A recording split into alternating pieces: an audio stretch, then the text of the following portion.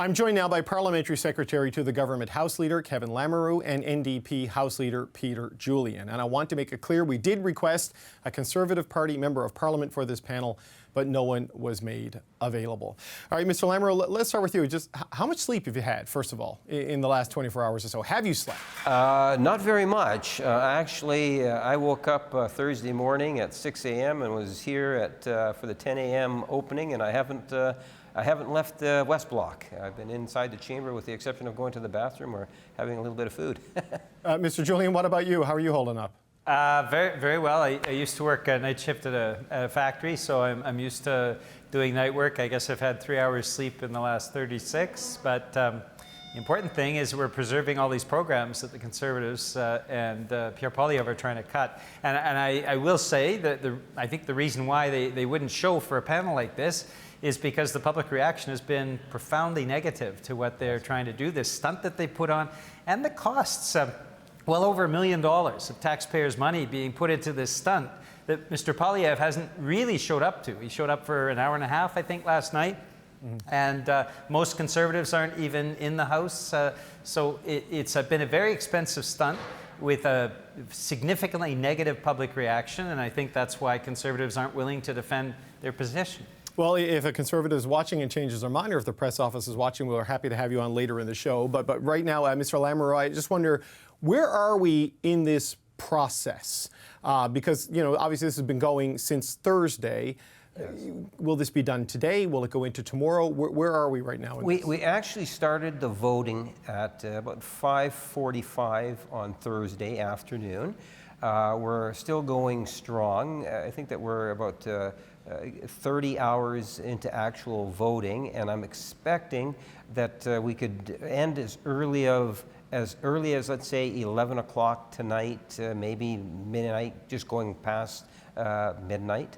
And it's really interesting. I think that if you take a look in terms of the performance that the NDP bloc, and I can speak specifically for the Liberal caucus or the governing caucus, has been participating at full strength.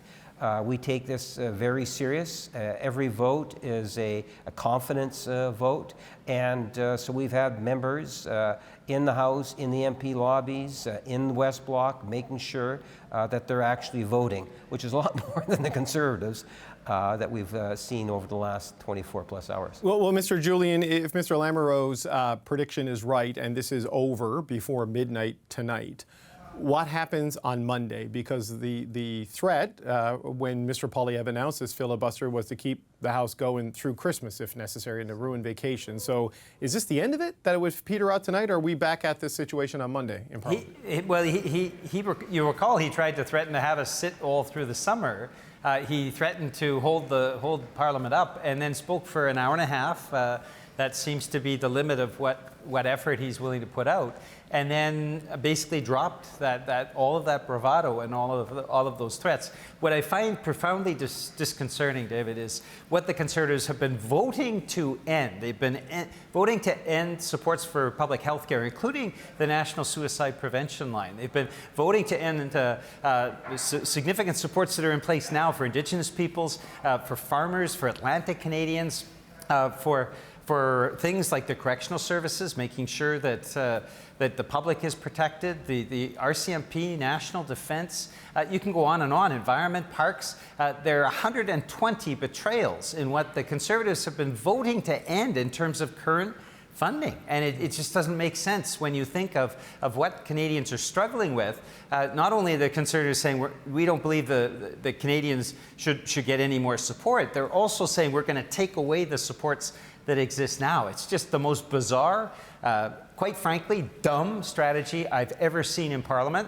And I think that's why Conservatives aren't willing to defend their strategy over the last few days, as well as the total waste of taxpayers' money and the fact that we are asking the hardworking members of the administrative staff and everybody who's part of the House of Commons to do double shifts and triple shifts without warning, all because of Mr. Poilievre's ego. He said that he would cancel Christmas. What he's done is, I think, canceled his credibility. Well, Mr. Lamoureux, the Conservatives would argue they're doing this to force your government to, cancel a lot of its carbon pricing mechanisms and repeal some of its policies, which I know you're not going to do. And they could explain it for themselves if they accepted our invitation to be on this panel. But I want to just look ahead to Monday.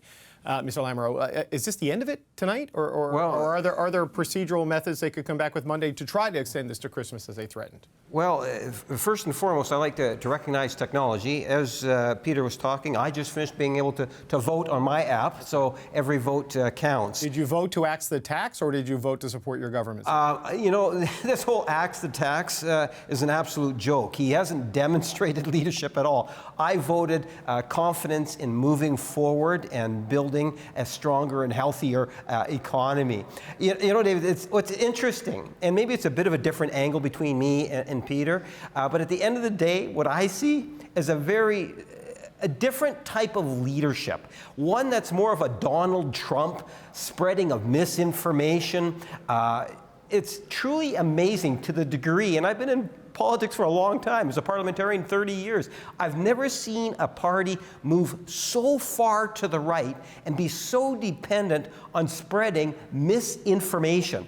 And when they stand up, for example, and they say tax or cut the carbon tax and put the money into the pockets, they don't know what they're talking about, because they're actually taking money out of most Canadians' pockets, actually, in reality. It's a spreading of misinformation. It's that far right.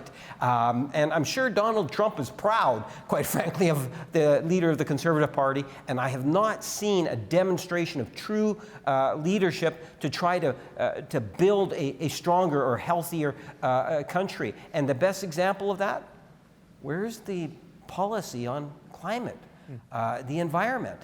They do not recognize that climate change is in fact real. It's really, they're positioning. I talk about the Homer Simpson Award. Right. They really deserve a Homer Simpson Award on their climate policy, or the lack of a policy on the environment. Okay, and look, the Conservatives have a lot to say on this, and I remind the audience again, we invited them to participate in this, and no one was made available. But sort of back to my original question there, Mr. Lamoureux, what happens Monday? Do you get your legislative agenda back on track, or are you anticipating more tactics, more filibusters, or something that we know of at this point that suggests Monday is going to be like today? To give you a sense, we've seen concurrence motions galore. They moved 19,700 and some amendments to one piece of legislation. One piece of legislation. Incredible. I've never heard of that before. And I'm expecting that they are going to do whatever they can, as they have done in the last number of weeks, to prevent government legislation from being able to pass, including the Canada-Ukraine trade agreement. The first time ever a Conservative Party has voted against a trade agreement happens to be the Canada-Ukraine trade agreement. Ukraine's at war. The president of Ukraine comes to Canada, signs an agreement with the Prime Minister, and the leader of the Conservative Party votes no. Makes no sense at all. It's that far-right element. It's infiltrated the leader of the official opposition's office. So, Mr. Julian, I know you say you used to work night shift at a factory, but even night shift workers get a break. I mean, do you think you're going to get one on Monday, or what do you think is going to happen? Do you think the committees will be held up? Do you think the Commons will be held up? Oh, I think there's some minor procedural things that the Conservatives can do. The reality is it's estimates and this voting that is ultimately their biggest tool, and in a few hours that runs out. The 20,000 amendments that were generated by artificial intelligence that Kevin speaks to, those were disposed of in 5 minutes by the committee, because the Conservatives screwed up on their tactics and basically did the amendments wrong. So the reality is, I don't have a lot of confidence in their team. They have a dumb strategy. They will try some of the tactics they've used in the past, but I don't think they're going to work. And for your viewers, because I think this may be, the first time we've had live voting on a political program, so Power and Politics being a pioneer yet again. What we have to do with this phone is take a picture of ourselves to go with our current vote. So of the 120 votes, we have to take 120 pictures if we're outside the House, and send that live picture along with the vote to ensure that our identity has been confirmed. So it's actually really sophisticated technology. Most Conservatives use this more than anyone else. They use the remote voting more than any other party. And it is something, I think, that allows members of Parliament to sometimes be in two places at once. And that's important, I think, for us to be more effective in the work that we do on behalf of Canadians. No, but and Kevin Lamoureux, just as a final point with you, I mean, it's hard to use remote voting from a distance away from Ottawa when it's a confidence motion and you're the government, given the circumstances. But it sounds like what you have said about what's going to happen today and looking ahead to next week, that the Christmas filibuster is not going to happen, and that Parliament may very well get back to a more regular schedule next week unless we see some other seismic tactic here by the Conservatives? Well, I can tell you, from a personal perspective, I'll be here on Christmas Day. It doesn't bother me at all. I'm here to work, and if he feels that he can filibuster us and bring it all the way to Christmas time, we have important legislation that needs to be passed, and at the end of the day, he can continue to play that destructive role on the floor of the House of Commons, but we are going to continue to hold some sense of accountability for irresponsible leadership that we've seen. And just very quickly on that, when Peter was talking about the Vote app, when you think of the Vote app, David, it is very much historic. It's probably the greatest reform that we've seen in the House of Commons since we've actually had the House of Commons televised. It's a huge, huge thing to actually have today. Well, you know, some people may think televising this place is part of the problem in politics, but I don't know. You know, what would I do for a living? Look, I will let you get back to it because you got a long night ahead of you yet. Kevin Lamoureux and Peter Julian, thanks so much. And again, we did request a Conservative for this panel, but none were made available. The House will now proceed to the vote for members participating in person. All those in favor of the motion will please rise. Monsieur Trudeau. Monsieur Trudeau. All those opposed to the motion will please rise. Monsieur Poliev. Monsieur Poliev. I declare the motion carried. My calculation, doubling the amount of time we spent doesn't get us to Christmas. I wonder, are there some other votes we're not aware of that the leader of the Conservative Party is? Or did he mislead Canadians? But we on this side will be jingle belling our way through this recorded vote.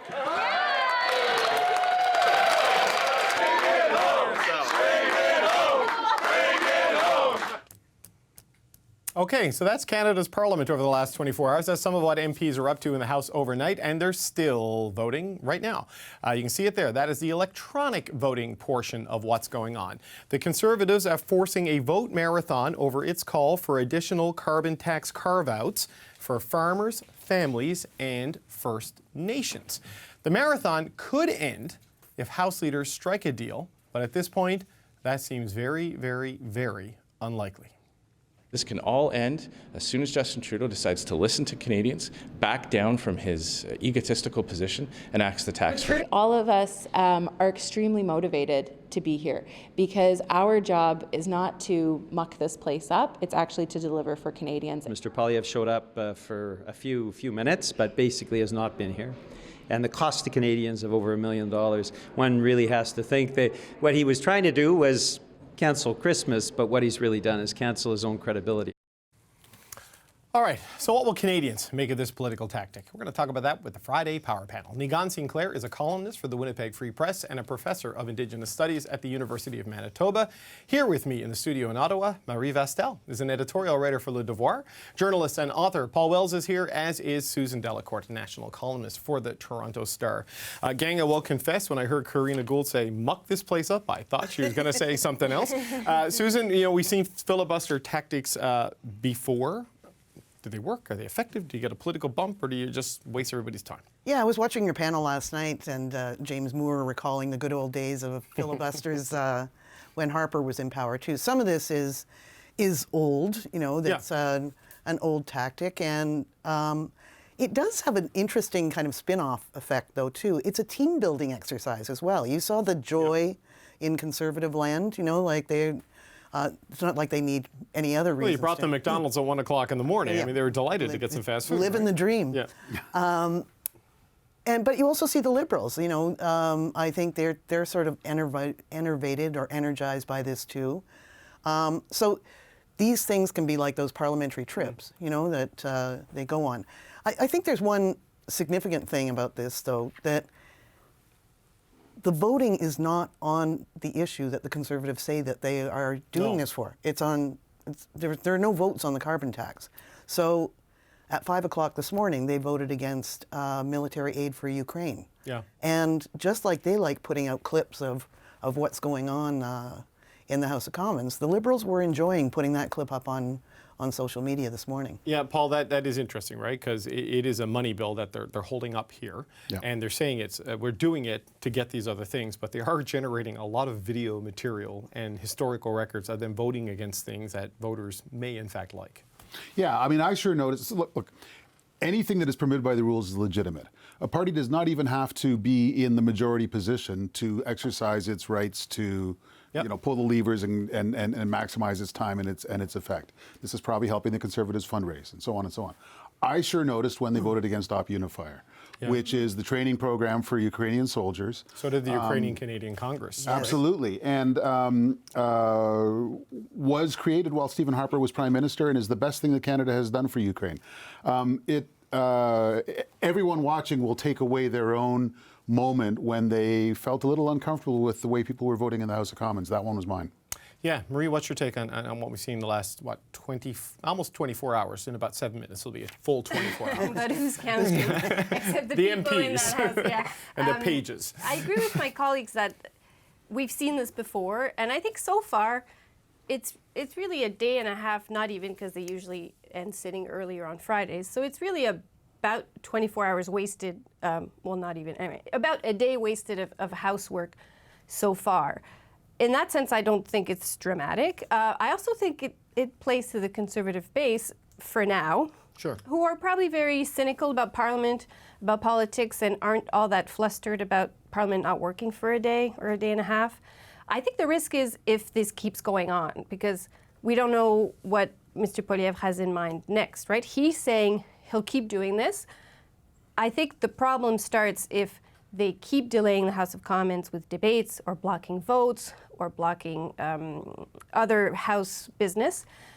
And that's when I think there's a risk that it starts looking a little bit dysfunctional and like they're essentially paralyzing the democratic process, as the Liberals are saying. As of now, I don't think they are. I think they're doing what other parties do. But I think that is the risk. Also, because in the democratic process, a majority of MPs who were elected by a majority of ridings believe in carbon pricing, believe in what the Conservatives would like to see gone, the carbon tax.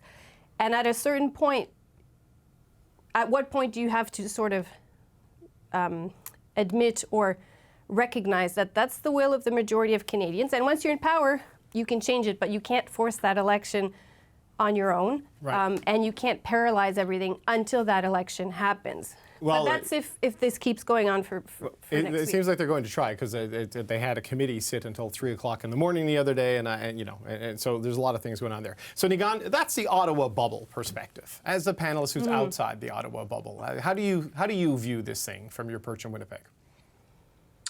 There was a kind of moment last night where Pierre Poilievre took all of his MPs out for a bit of a pep rally about 1 a.m. or so, and began to play the song Hell's Bells. And I think that's pretty apropos of the situation that happened last night and continues to happen. There's some real hypocrisy amongst the Liberals accusing the Conservatives.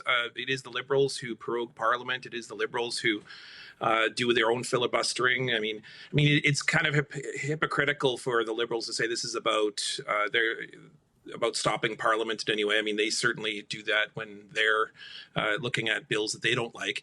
But the fact is that this isn't really about the carbon tax. This is really about the Conservatives trying to make a statement and perform to social media to get those clips. But the problem really is those hypocritical moments didn't just stop there. It's, the night that Pierre Poilievre is visiting a synagogue that had been suffering from an event, a terrible event of hate. That same night, their party votes against funding the Jewish Community Center of Greater Vancouver. When they talk about First Nations getting an exemption for on the carbon tax, they also voted against funding childcare on First Nations reserves. I mean, it's a real hypocritical moment, I think, for the Conservatives. And here's the real problem. The problem is that if it really is about the carbon tax, the Conservatives have not pitched any idea for climate change. And therefore, if you keep saying no, no, no, no, no, then you don't really have anything else that you're offering to Canadians. And while right now you don't really need to because you're not in government, I think Canadians are going to begin to notice that you maybe don't have an idea other than to say no or to do tactics like this. Susan, I want to pick up on something that Nigan mentioned, and that's Pierre Poilievre going to the synagogue in Montreal last night for the first night of Hanukkah, the menorah lighting. There was a lot of anger in Liberal benches, Liberal Jewish MPs who, because this is all confidence votes, they were in Ottawa. They didn't leave. So Anthony Housefather couldn't be at that event after the year his community has had. Yara Sachs wasn't at her event in Toronto, but Melissa Lantzman and Roman Baber, who's running there for the Conservatives potentially, were there, and Pierre Poilievre was in Montreal. It's made some Jewish MPs very angry considering what has happened this year. Yeah, and they're going to have to hope that the Jewish community doesn't notice that as well. You know, it's again, I think that is a huge issue. I think we're going to hear more about that as well. Mm-hmm. But I want to also go back to what Paul was saying, too, about Ukraine. Something's going on with the Conservatives in Ukraine. Like, this wasn't the first time that they've been voting against the Canada-Ukraine Free Trade Agreement, too. And as you said, the Ukrainian-Canadian Congress has taken note of this. What are you doing? Mm-hmm. It allows, and I think, we have to be careful with Trump comparisons or U.S. comparisons, but it does invite comparison to what is going on in the United States right now with holding up aid for Ukraine because their Congress can't function. So I think, I think they want to be really careful with what the fallout of this is. So Paul, on that, it has been suggested to me by various people who understand the Conservative voting coalition better than me, that if you go back to the things Jenny Byrne in particular has said when she was a regular on David Hurley's podcast about the need for the Conservatives to get Max Bernier's vote. And if you can just bring them in, that pushes you over where you need to go to get in the first place. Yeah. And there's a lot of people in that coalition who are not supporters of sending money to Ukraine and are deeply distrustful of Ukraine. I don't know if that is what is at play here, but something has moved, it seems. The way the Conservatives, the way Pierre Poilievre's team behaved when they were running directly against Max Bernier in a by-election in Manitoba suggests they're going to have their elbows up very high when they're trying to get the Bernier vote. Yeah. And it is true that the U.S. Republicans are ostentatiously done with the Ukraine war because they see it as Biden's war. You don't have to be a Trump Republican to show some advanced fatigue with this war. Slovakia just elected a government that doesn't support Ukraine. There's a real voter fatigue in eastern Poland where people see a lot of Ukrainian refugees. Notice that a lot of them are quite affluent because, of course, they're affluent. They come from a modern European country and they're still war refugees, but that bugs people. And so I can see why there would be, even among what you would expect to be strong conservative voter pockets, why there'd be some appeal to be playing footsie with questions like Op Unifier. But I think there's a broader Canadian population. There's a broader Western population. One day, if Pierre Poilievre is the Prime Minister of Canada, he's going to have to show up at a NATO summit. And he's going to be speaking to other world leaders who have briefing books. And this will be in those briefing books. And there seems to be a very limited willingness to look past Election Day on some of this stuff. Yeah, Marie, what's your sense of it all? I think that's precisely it. There's a lot of short-term strategy of blocking Parliament, of opposing the Ukraine-Canada Free Trade Deal, or by going line by line opposing the Op Unifier funding, which, by the way, I think because it's a not clause by clause, but one by one vote from the estimates, they could have voted yes for that one and kept voting no on all the other ones, presumably.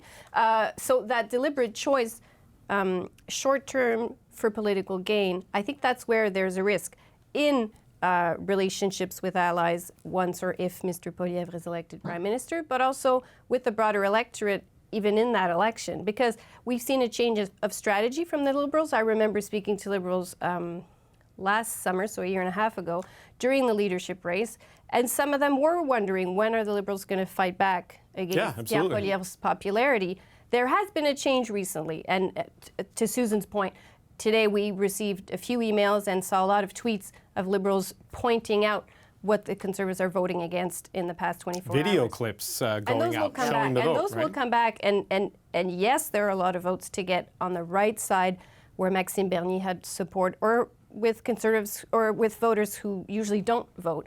But there are a lot of also votes to the more center side of the right that they do need to be not worried about, but they do need to be wary about. Yeah, to consolidate. But you know, Anigan, like we sit here and we parse it and we look at it through that, Ottawa tactical political lens.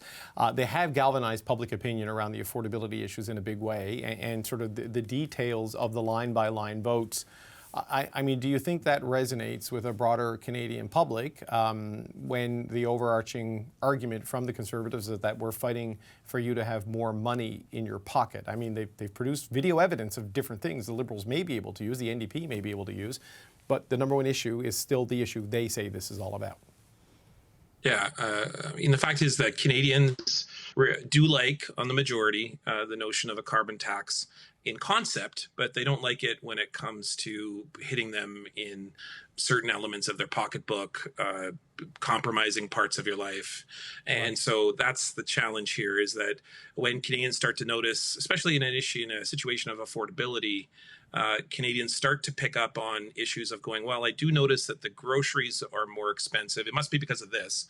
And the Conservatives are masters at this. And we see probably the most interesting thing that's come out over the, past 24 hours or so are just all the different rhymes and ways MPs are coming into a little catchphrases. And, and it's hard not to keep this in mind of like farmers, First Nations, families. And even going to work today, I'm thinking about all the different things that Poilievre's doing to try to stop this, all the theatrics, and then that's a phrase that just keeps coming up in your mind. And so I think Canadians really do pick up on things that are hurting them personally, and the Conservatives are able to hone in on that and then sort of direct this. And I think that's what creates a lot of momentum, and particularly in Alberta and Saskatchewan, who, if anything, Poilievre's numbers are doing very, very well in those places. The question is will these kinds of tactics, will the tactics of appealing to a very specific area, the carbon tax, and attaching that to your pocketbook, will that be able to carry votes within Ontario, within BC, within Quebec? But Susan, so we have farmers, First Nations, families. There's also facts. We had Mike Van Massow on the show last night, who's a food economist from the University of Guelph. And it was, we saw the report that food for family of four is going to be about $700 more expensive next year. And we went through all the causes the politicians talk about in Ottawa. Is it the carbon tax? And he explained why it wasn't. Is it 234? Would that lead to, if you gave a fuel exemption to farmers, would that lead to lower food? No. Is it greedflation, like the NDP say? No, it's not that. It's Ukraine. It is supply-side shock. It is flooding in California. It is drought in other places. It is a series of international events no government can solve. And it's not an accident that you see other leaders in other countries in the same kind of dire straits as Canada. Joe Biden's numbers are in the tank right now, too. And people are dissatisfied with the way things are going. And it is very easy to blame one person. That it's all one issue. One issue, yeah. Yeah. It's all Justin Trudeau's fault. I think the slogans are going to be what's remembered, unfortunately. Yeah. I wrote a whole book on political marketing, and it does work. I wonder, though, like Marie, what they've got up their sleeves next. And again, I'm going to sound really old here, but I was here when the Liberal senators held up the GST in the Senate. And wow. I know. I've read about it. That's before my time. I've seen the black and white footage. No, that's right. Yeah. But they actually did have a legitimate reason for what they were doing. The Conservatives threw out the rules book in the Senate. Nobody remembered that. Nobody remembered the complicated reason that the Liberal senators did that. They just said, you're turning Parliament into a joke. Yeah. And the Liberal senators felt backlash for that for a long time, even though most Canadians hated the GST. I think the Conservatives, we may live in different times now and people put up with more antics and more shenanigans or whatever we call them, but I'd be really, this is a week where Pierre Poilievre was standing up in the House of Commons, in the case of Greg Fergus, making the case that the sanctity of Parliament has to be respected, that, that it's too serious a job to, to be in partisan messes. And then his answer to that is to make a partisan mess in the House of Commons. Again, most people are not going to be watching this closely. Mm-hmm. We are talking inside the bubble here. But I do wonder where Canadians draw the line between a stunt and an act of protest. I think it also depends when they want to go home for Christmas. Yeah. He's saying he'll hold a parliament. Well, I'm having a hard time speaking English tonight. He's saying that he's going to hold up Parliament past the scheduled Christmas break, which is technically next Friday. I believe he said the same thing about the summer break, and then the Conservatives agreed to rise one day early in June. So it's also unclear how long he can keep these antics, to use Susan's word, much longer, unless they restart in January. I don't know, everything's possible, but that is really the balance, though. How long do they keep doing this, that it's profitable and not starts being counterproductive? But, Paul, just to go back to like the slogan issue and the political challenges, these really unsolvable problems through a policy solution are creating for leaders. Like Mark Rutte lost to Geert Wilders, you know what I mean, in the Netherlands. Like you are seeing this sort of shift towards a more populist, less institutional vibe, in a lot of electorates in Western countries, and it feels like that is happening to some degree here. Yeah, and I also think that it's easy for people who live with this stuff all the time in Ottawa to underestimate the amount of frustration there is with the fact that all these people in suits are talking, and my local situation is not getting easier. And so some people just want to see the world burn. But sorry, Nigani stole your line. But you're not wrong. 'Cause I remember, and just Nigani will give you the last word. Just I would go home to Newfoundland every year for vacation, and I'd come back here and say, "Man, oh man, people are angry." And after covering the Danny Williams wars against Stephen Harper, where Conservatives didn't have a chance to get elected, I'm like, 4 or 5 of the 7 seats. Now, a small place, like it won't swing things, but it's indicative of like a rural Atlantic Canada vibe, which is definitely happening. All right, Nigan, give us your last words of wisdom as we bring the Friday Power Panel to a close. Well, Paul took my Joker reference, so I was going to repeat that. But here's what I'll say. I mean, that's a really important kind of reference. I mean, I actually don't think that the Conservatives are angry. I think they're strategic. I think they see this as gaining a whole lot of political traction. And the reality is that they do have a pretty strong base that's looking at them, seeing that Ottawa isn't working, and people that then announce and pronounce and demonstrate that Ottawa can't work is quite favorable. I mean, this is, it may not be that people are angry per se at these tactics, but they're probably happy that someone is out there throwing a monkey wrench into something they already see as heavily broken, and then just watching it, all the different things fall apart as it goes. And this may be a political tactic that is really working. And until Canadians start to see that there may be something that they want Ottawa to do, it probably won't change all that much. And I don't want to end on such a down note, especially around the holiday season. So I'll just say, I think they're all going to be celebrating Christmas at home. Look, I think you're 100% right. I see no procedural mechanism. I guarantee you by next Friday, this is going to be over.